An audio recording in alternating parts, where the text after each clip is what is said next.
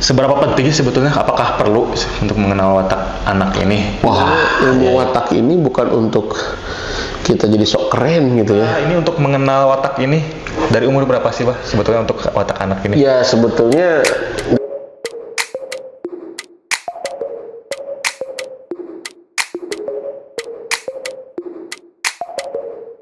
Assalamualaikum warahmatullahi wabarakatuh. Waalaikumsalam warahmatullahi wabarakatuh.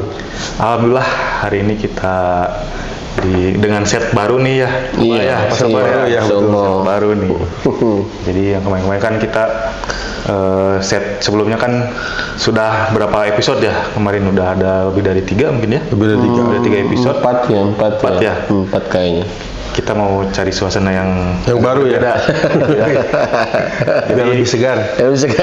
Biar istilahnya biar nggak bosen lah kalau Betul. untuk sobat-sobat main cash Ya. nonton kita di sini ya gitu ya. Bagaimana Abah kabarnya? Alhamdulillah. Ya Pak Sabar gimana? Alhamdulillah. Saya nggak ada yang nanya. Gimana? Tanya. Gimana kabarnya? Alhamdulillah baik. Ya alhamdulillah hari ini kita masuk ke dalam episode yang baru ya. Iya. Dan rencananya untuk hari ini kita akan membahas dengan tema mengenal watak anak. Watak ya. Watak anak. Watak itu yang suka berenang bukan? Itu katak. Oh, katak gitu. Kalau watak itu yang ada di Sumatera itu. Suku bangsa. Oh, Batak. Saya juga bayar. Kalau watak juga saya, kalau saya juga watak. Kalau itu watak. Kayak itu. Enggak. Itu botak. Botak itu bukannya yang ada di dalam kepala ya? Itu otak. Cukup. Nggak akan beres-beres ya. Nah jadi hari ini ya insya Allah ya Mbak ya. Aduh. Ya, itu sedikit aja. Itu ya. Tidak terlalu tegang ya. Jadi insya Allah hari ini kita akan membahas bagaimana sih cara mengenal otak anak tuh. Oh iya. Karena kan mungkin di Sobat Menkes juga punya anak tuh lebih dari satu. Betul. Ya. Di sini kan setiap anak juga memiliki watak yang berbeda-beda. Ya betul Dan sekali. penanganannya juga tentunya pasti berbeda juga setiap Betul. anak. Nah, Abah mengenai mengenal watak anak ini, seberapa pentingnya sebetulnya, apakah perlu untuk mengenal watak anak ini? Wah, ya. Kita mulai dari itu ya. Ya. Baiklah, bismillahirrahmanirrahim. Jadi penting memahami watak itu karena kan tarbiyah itu kan mendidik itu dalam bahasa Arab tarbiyah kan. Artinya menumbuhkan kan. Tarbiyah itu menumbuhkan. Ya, dan yang kita tumbuhkan itu adalah harus tahu gitu ya. Wataknya seperti apa. Karena itu akan berpengaruh kepada bagaimana cara kita menyikapinya ya, serta seperti apa prosesnya gitu. Saya analogikan beginilah ya. Kan mendidik itu juga bukan hanya menumbuhkan tapi juga bagaimana membentukkan. Ya, membentuk kepribadian muslim, membentuk kepribadian yang diinginkan oleh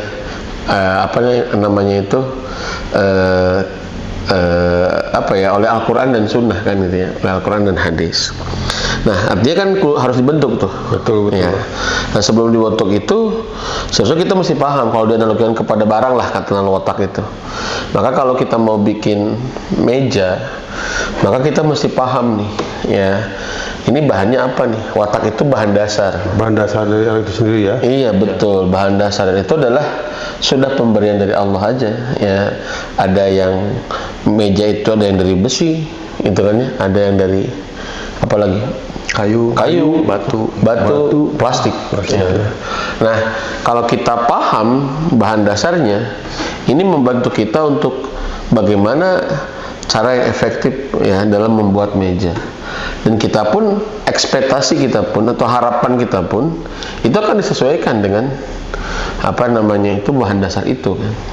Karena nggak mungkin kita menyamakan harapan waktu membuat meja ini itu antara bahan dasar besi dengan bahan dasar kayu. nggak mungkin kan? Ya, karena watak dasarnya sudah berbeda. Betul. Kita sama-sama menginginkan meja, ya tetapi watak dasar, bahan dasar yang berbeda itu membuat prosesnya pun berbeda. Berbeda gitu ya. Ya, waktunya pun berbeda. Gitu. Bahkan alatnya pun Berbeda. gitu. Nah, itu pentingnya kita memahami watak. Kita sepakat semua orang tua ya, Pak Sobar, kemudian juga Pak Tantan, ayah bunda sekalian gitu ya. Sepakatlah kita menginginkan anak yang soleh kan. Betul. Anak yang baik, bermanfaat gitu kan bagi dirinya, orang tua, nusa dan bangsa gitu. Betul. Kita kan pingin kan anak kita itu bermanfaat gitu. Nah, itu sepakat semua. Tapi ketika kita nggak paham watak, maka bisa jadi ya ekspektasi kita salah. Ya, harapan kita salah berharap lah gitu ya. Disangkanya mudah padahal Sulit ya. sulit, atau sebaliknya disangkanya sulit ternyata Mudah. alatnya pun nanti akan berbeda gitu kan ya. Salah alat kan mungkin karena kita disangka itu adalah kayu, kita siapkan gergaji kayu padahal ternyata itu adalah batu atau besi. Iya, betul. Ya begitu. Nah, jadi inilah pentingnya kita memahami watak anak ya gitu, supaya prosesnya itu membantu kita lebih efektif, lebih efisien, lebih tepat ya, dan itu akan berbeda kondisi mental kita sebagai orang tua ya. Iya, betul. Itu kerilekan kita gitu kan. Kemudian juga mental yang kita siapkan. Ya kan, kalau kita menghadapi batu Kita harus betul banyak. itu kita harus pakai tenaga kan, itu kan disiapkan kan. Tapi kalau plastik ya mungkin tidak sebesar tenaga yang kita siapkan untuk batu kan, betul nggak? Betul. Ya, itulah salah satu pentingnya kita memahami ya watak dasar anak. Wallahu a'lam bishawab.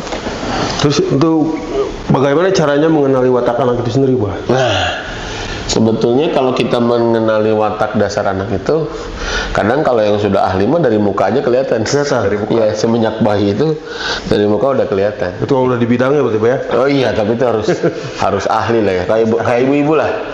Kayak ibu-ibu masak gitu ya. Kelihatan dah. Dari baunya aja, wah ini kata ibu. Atau ketika ibu masak, ya garam itu udah nggak pakai takaran, seret gitu ya. Udah main feeling ya, Pak? Seret udah main, intuisinya udah jalan lah gitu ya. Intuisinya udah jalan. Nah, yang ahli juga demikian. Kalau yang ilmunya itu bukan ilmu dukun, ilmu penerawangan deh. Tapi sudah bisa melihat dari mukanya kayak begini, gitu ya. Itu kalau sudah ahli. Tapi kalau sebelum ahli ya kita bisa melihat dari semenjak dini sebetulnya. Ya, dari misalkan ada bayi itu yang mudah orang Sunda namanya nanti kebauan. Oh iya. Tahu nggak Pak Jadi kebauan? siapa aja mau Mau digendong ya? Mau digendong siapa aja? Mau digendong siapa? Itu saya sudah sebetulnya, itu kalau kata guru saya sudah menunjukkan watak kan gitu. Sebetulnya hal yang sederhana itu kan gitu. Ada ketidaknyamanan kalau dengan orang lain atau nyaman dengan orang lain. Karena nanti itu kalau secara garis besar ya watak itu ya dasarnya 2 ya. Nanti berkembang menjadi 4 ya, bahkan bisa berkembang lebih. Nah, yang 2 ini kan introvert sama extrovert, itu kan kurang lebih. Nah, kalau introvert kan ya malas ketemu orang gitu ya. Kemudian juga nyebauan cek orang Sunda namanya. Lebih suka menyendiri ya. Ya, kemudian sering ragu-ragu gitu kalau mengambil keputusan ya. Tetapi kelebihannya gitu kan, lebih disiplin, lebih teliti ya, kemudian juga lebih nyekil lah, cek baru dakwanya, nyekil sih tadi gitu ya. Nyekil itu apa ya? memiliki kemampuan kayak berbakat lah gitu ya, berbakat ya. Kemampuan lebih ya. Kemampuan lebih. Jadi nyekil itu kalau main bola mantas gitu ya. Kalau masak akhirnya. Kalau olahraga bela diri pas gitu nyekil gitu lah ya, nyekil. Tapi berbeda dengan orang yang misalkan ada ekstrovert gitu kan ya, lebih senang ketemu orang gitu, kemudian juga mudah mudah menyapa ya, gitu bergaul ya. Ya SKSD lah, tahu SKSD kenal sedekat gitu. Kirain suka sekolah dasar. Oh, Setelah sedekat itu. SKSD dia. Kalau anak-anak baru ketemu orang tuanya, teman orang tuanya mudah nanya kan gitu ya kan. Diajak ngobrol sebelum dia ditanya mah nanya duluan, Om siapa namanya? Oh gitu ya. Nah, jadi itu ekstrovert. Tapi kelemahannya gitu ya. Kelemahannya itu ya orang ekstrovert itu kadang tidak teliti, Ceroboh, Pak ya. ceroboh gitu ya, terlalu gerusak-gerusuk, kadang tidak memperhitungkan perasaan orang. Dan satu lagi kelemahannya itu apa coba? ekstrovert. Apa coba? Anak ekstrovert. Kelebihannya? Kelemahannya apa? Kelemahannya? Kira-kira apa tuh? Ekstrovert. Mudah diculik orang. Begitu, Pak. Iya kan, Mudah percaya. mudah percaya kan, orang ekstrovert itu kan mudah percaya kan, mudah kenal. Oh iya benar ya. Ya, dia kan nggak takut kan, dia udah kenal. Jadi nggak takut sama orang. Takut sama orang. Siapa aja. Siapa aja dia apa. Bahaya juga, Pak ya. Nah, makanya kalau kita itu kalau secara garis besar ya ada introvert, ada ekstrovert gitu ya, secara garis besar. Nah, kalau kita paham itu kita sebetulnya bisa lebih berempati lah kepada anak. Kalau kita paham ya, bisa lebih memaklumi gitu. Karena semua punya plus, punya minus. Makanya dalam memahami kaidah watak anak itu, kita tidak perlu membanding-bandingkan anak sebetulnya. Karena setiap anak itu punya Fitrah masing-masing. fitrahnya masing-masing, potensinya masing-masing gitu ya. Jadi tidak mesti harus dibanding-bandingkan. Jadi kalau anaknya ada plus pasti ada minus. Betul. Ya kalau anaknya minus pasti ada plusnya gitu. Kan suka ada orang tua kadang nggak bijak kan ya. Anak saya kenapa ya kalau ditanya, nah ini saya pernah nih ketemu ya, ini orang tua nggak paham, kasihan banget ya, karena tadi nggak paham tentang Nggak tahu itu ya. ilmu watak gitu ya. Kan saya suatu saat ngisi di satu yayasan pendidikan, seminar lah, selesai. Nah, kemudian ketua yayasannya kan bawa anak perempuan tuh, kalau nggak salah kelas 4 SD lah ya, 4 atau 5 SD. Kemudian kan karena beliau bawa anak, saya tanya, Teteh siapa namanya gitu ya. Betul.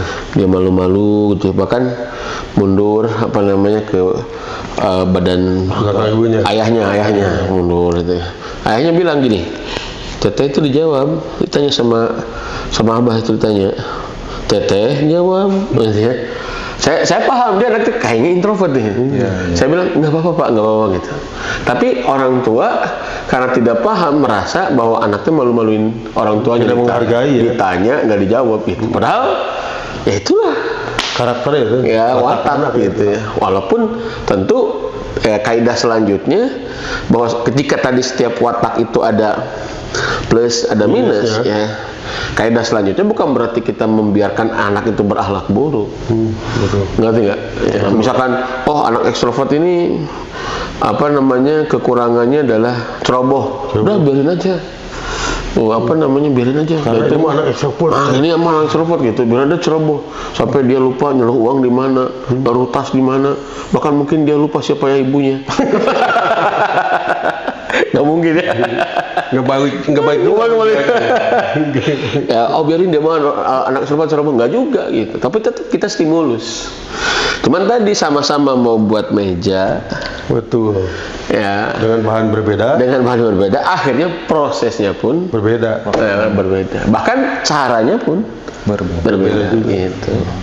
Mungkin anak introvert lebih disiplin, misalkan. Kalau anak ekstrovert, wah itu senyum sapa salam tuh jalan tuh. Assalamualaikum. Gimana Pak Guru? Oh ya, nanya gitu. Sebelum ditanya dia nanya sendirian. Itu untuk ekstrovert ya. Ya, kalau anak introvert, ya gitu. Jadi kadang ada rasa malu gitu ya. Begitu, makanya kita harus paham gitu. Anak mau percaya diri. Kan kita harus membuat anak percaya diri itu. Percaya diri itu artinya bahwa bukan berarti sombong ya. Tapi dia beranilah untuk memperlihatkan ya. Tampil gitu ya. Ya apalagi itu hal kebaikan. Itu kan perlu percaya diri itu. Betul. Tetapi kadang-kala kalau kita nggak paham, ini kenapa anaknya nggak pede banget, padahal ternyata anak introvert. Ya ini anak hebat pedean ya gitu ya. Ya memang introvert gitu ya. Tampil kalau anak introvert dia angka 9 aja kualitasnya. Tapi kalau mau tampil itu seolah-olah nggak punya angka. Anak ekstrovert sebaliknya, dia angkanya cuma 1 tapi berani tampil. Betul. Penting action dulu. Yang penting action dulu. Maka introvert itu kadang-kala introvert ya. Dia mah tipe minta maaf. Minta izin. Minta izin. Itu kalau izin. introvert Pak ya. Introvert. Kalau extrovert Biasanya lebih minta maaf. minta maaf. Kalau extrovert gas dulu ya. Gas dulu. Nanti gimana kalau dimarahin? Gas dulu ya. Urusan belakangan ya. Jadi lebih baik minta maaf daripada minta izin. Nah, gitu. Kalau introvert tuh minta izin. Itu saya punya anak dua-duanya kayak begitu. Begitu Pak.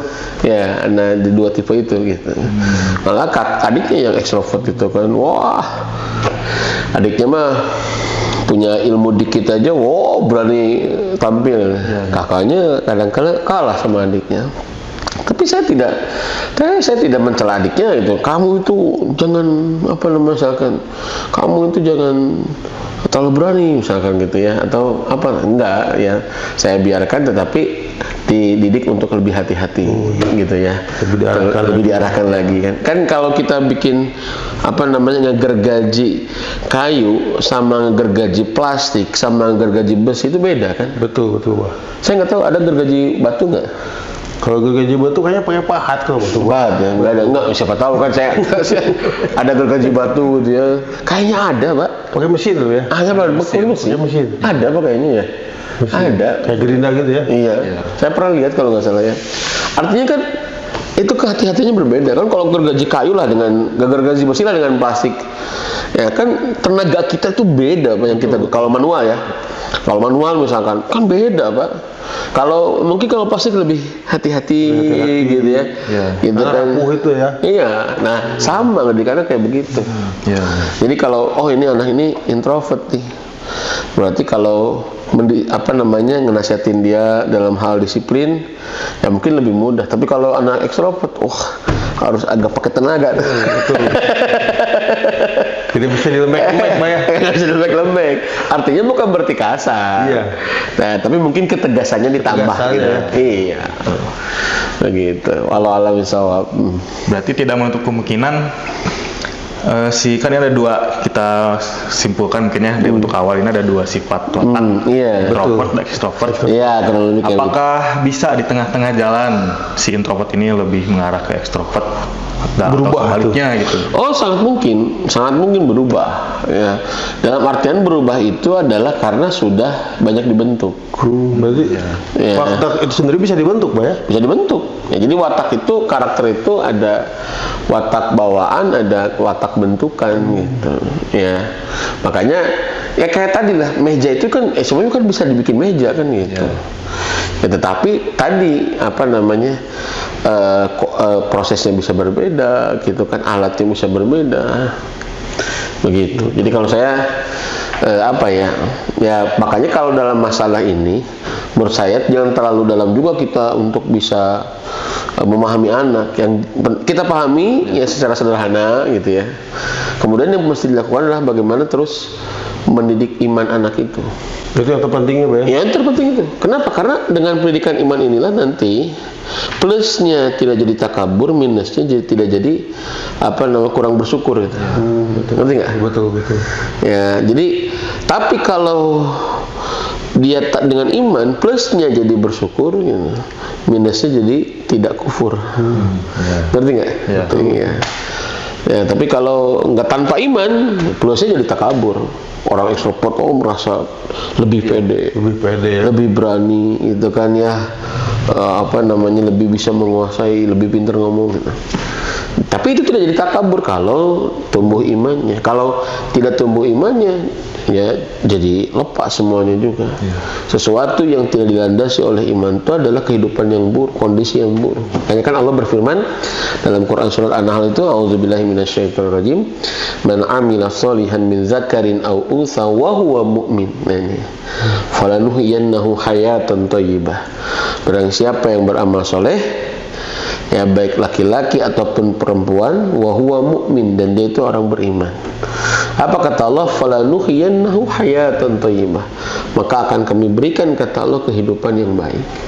Mau introvert, mau ekstrovert, ya, atau misalkan di antara itu akan memiliki kehidupan yang baik jika dilandasi oleh keimanan.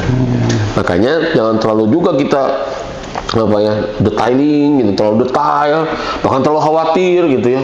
Nanti kalau Gimana anak saya introvert, bagaimana dia bisa bekerja sama dengan orang lain? Bagaimana dia nanti kalau mencari kerja? Bagaimana dia bersosial ya? Nanti bagaimana dia bersosial? Nggak usah takut, stimulus saja. Ya, tidak semua bersosial itu jadi baik. Betul nggak? Betul. Iya. Dan tidak semua orang tidak bersosial pun jadi baik juga kan, gitu kan? Betul. Iya. Itulah makanya iman itu Pak Sobar dan Pak Tanang itu dahsyat iman itu. Sampai iman itu mengajarkan dua sisi ekstrim yang berseberangan. Kata Nabi, man a'ta fillah wa mana'a fillah wa abghada fillah wa ahabba fillah faqad istakmala al-iman. Barang siapa yang memberi karena Allah, lalu barang siapa yang menahan karena Allah, enggak memberi, pelit.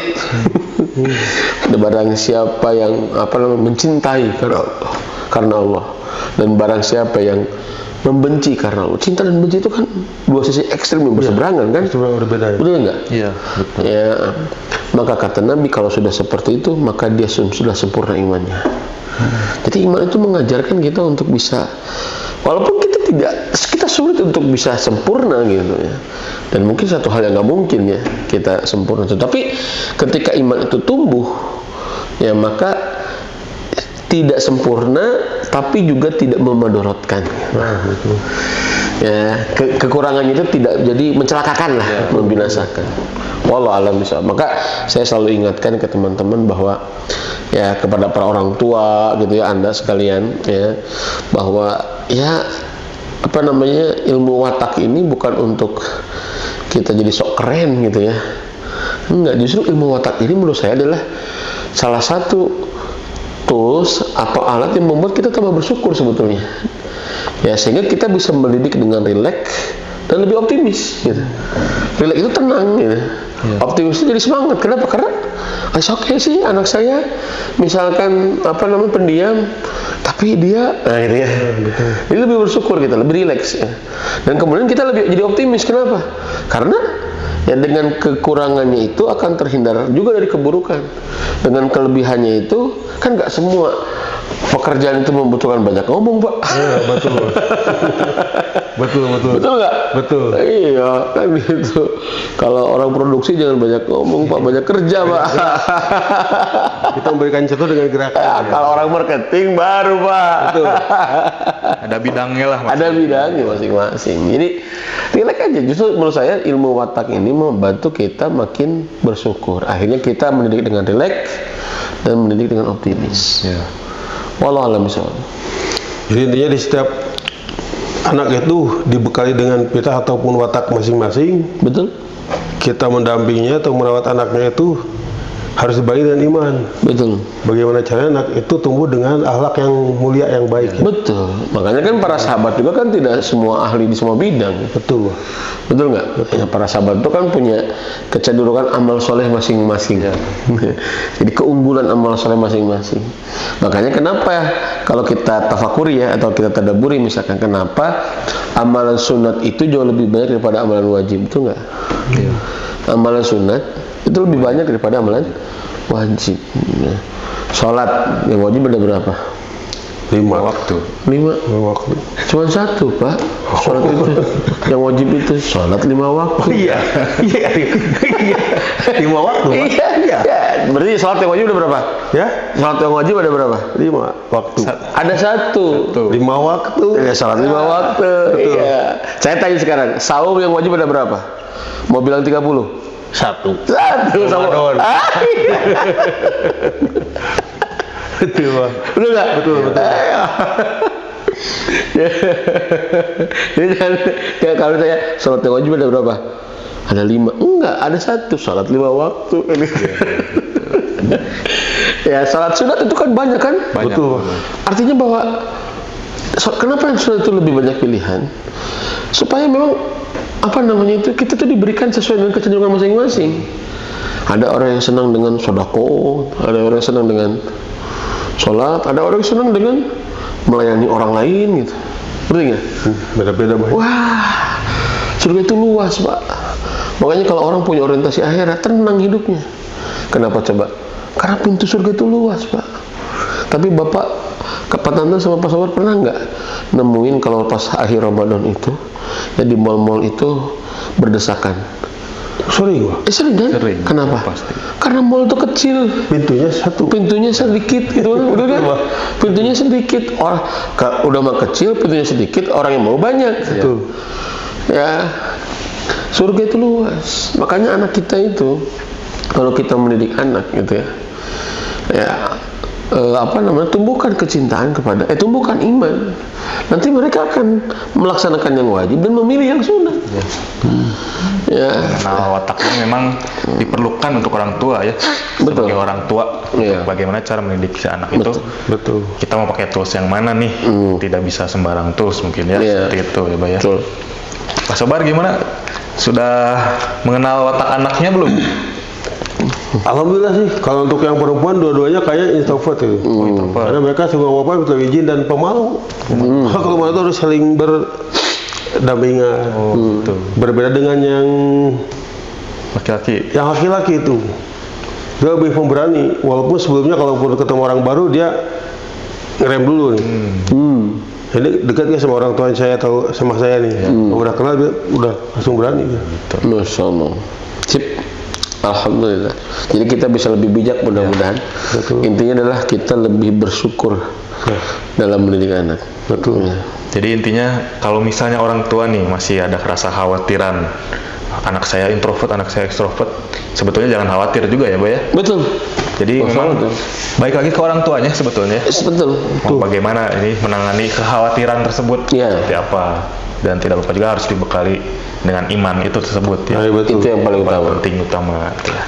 Dan mungkin terakhir nih, Bah, untuk mungkin ada orang tua yang baru menjadi orang tua nih sekarang ya, calon orang tua. Saya juga baru Pak. Maksudnya calon Baru 18 tahun. itu untuk pasangan muda mungkin ya yang baru menikah. Apakah ini untuk mengenal watak ini dari umur berapa sih, Bah, sebetulnya untuk watak anak ini? Ya sebetulnya dari umur mungkin ya, kalau anak kan dari umur walau alam ya. Tapi kalau saya melihat kalau dari umur 2 tahun, 3 tahun ya, itu kan dari 3 tahunan mungkin udah kelihatan ya. Kelihatan ya. Udah 2 tahun udah kelihatan sebetulnya kalau kita paham gitu ya dengan ilmu watak gitu ya. Ya, oh ini wataknya, apalagi anak sudah usia 4-5 tahun itu udah makin kelihatan ya. Yang penting ya relax aja lah. Ya, kenapa? Karena semua ada plus, semua ada minus. Walau alam soal. Jadi ya mungkin ya untuk mengenal watak anak sendiri memang harus sedini mungkin lah ya. Betul. Kalau misalnya yang telat gimana tuh, Bah? Misalnya udah besar, udah remaja, baru kita Sebenarnya never too late ya, nggak ada kata terlambat ya. Karena kan selama hidup kita diwajibkan untuk terus kembali ke Allah kan. Artinya bahwa ketika itu sudah lewat ya, yang mesti kita lakukan adalah banyak istighfar dulu kepada Allah ya. Banyak kembalilah kepada Allah. Ya, kembali yang kedua adalah melihat masa lalu gitu ya. Oh, dulu kayaknya saya anak-anak introvert atau ekstrovert ya gitu ya. Ya, supaya lebih bersyukur ya dengan dirinya gitu. Yang jelas harus terus melakukan ya apa ya istilahnya pertobatan ya. Terus saja terus nanti juga Allah akan tunjukkan. Makanya kan dalam surat Al-Furqan itu ya ayat ke-70 itu kan begitu kan, illa man taba wa amana wa amila sholihan faulaika yubaddilullahu sayyiatihim hasanat. Ya, kecuali mereka orang yang bertobat beramal soleh ya, maka mereka akan digantikan oleh Allah keburukannya itu dengan kebaikan. Ya, kalaupun telat kemudian juga terjadi kesalahan atau istilah kita luka pengasuhan. Ya, tidak ada yang buruk gitu ya. Yang penting terus kembali kepada Allah, nanti Allah ganti keburukan versi kita ya. Keburukan itu dengan kebaikan. Wallahu a'lam bishawab. berarti tidak ada kata terlambat. Tidak ada kata terlambat buat memperbaiki, Bah ya. Iya, betul. dan harus selalu ingat kepada Allah. Betul. Itu yang paling utama. Dan kalau misalnya terlambat pun mungkin harus lebih komunikasi lebih diperbaiki mungkin ya Betul. dengan anak. Jadi komunikasi kan tidak hanya selalu dengan kata-kata mungkin ya, Bang. Iya. Dengan perbuatan juga termasuk komunikasi. Komunikasi. Ya. Betul. Mungkin ngajak main atau bondingnya seperti apa ya kan baik lagi ke para orang tua ya, Bang. Nah, itu kan bonding itu kan penting. Makanya nanti kita bahas. Jadi bonding Pak, yang paling penting memang keluarga sekarang memang yang seperti ada salah satu ini, Bah, saya ingat sih Bah, salah satu tokoh yang mengatakan bahwa keluarga itu penting. Masih ingat nggak Pak? Tahu nggak? Oh iya. Coba Pak, saya lupa Pak. Jadi, Harta yang paling keluarga itu harta yang paling berharga. Oh iya. Tapi ada yang lebih berharga dari itu, apa itu? yaitu waktu bersamai keluarga. Masalah. Luar biasa. Itu luar biasa itu. Tokohnya tokoh filsuf terkenal. Itu filsuf terkenal. Di mana di RW berapa? Daerah 7. Itu kuatnya Pak Sabar ya, Masya Allah. Nuhun Pak Sabar. Ya. Ya mungkin itu saja untuk bahasan tema kali ini. Siap. Mudah-mudahan kita semua bisa lebih mengenal lagi watak anak supaya kita dengan mengenal watak tersebut bisa lebih mengarahkan anak ini mau kemana dengan cara pendidikan yang tentunya disesuaikan dengan watak anak tersebut ya. Betul. Gitu. Ada tambahan mungkin Pak Sobar? Tambahan sedikit aja mungkin dari saya. Oh gitu. Apa tuh? Yang dari semak dari Abah tadi ya. Yang mana? Jadi segala sesuatu itu harus dikembalikan kepada Allah ya. Ya, Jadi pesannya sedikit aja. Jangan setiap ada masalah kita bilang ke Allah, tapi bilang ke masalah kita ada Allah. Masya Allah. Allah Akbar. ya mungkin terima kasih untuk tema kali ini. Terima kasih ya bahasan Siap. sudah Turun. mengisi di video episode kali ini. Pak Ya, Sobar terima kasih. Sama-sama ya. juga, Pak. Nanti kita akan ketemu lagi di episode selanjutnya Siap. Insya Allah. untuk pembahasan yang lebih seru lagi mungkin. Insya Allah. Ya. Dan untuk akhir kata, mohon maaf bila ada kesalahan kata atau perbuatan yang kurang berkenan. Ya. Betul. Terima kasih. Sebelumnya wassalamualaikum warahmatullahi wabarakatuh. Waalaikumsalam warahmatullahi. Dan jangan lupa like, comment, dan subscribe. Iya. Main case. Main case.